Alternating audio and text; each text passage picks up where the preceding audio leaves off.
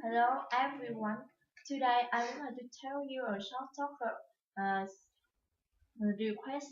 First, the speaker wanted to know if the driver of the white car that were parked near that entrance would move the car because they were parked illegally. Then he says they needed to move the car immediately or it would be ticketed and towed.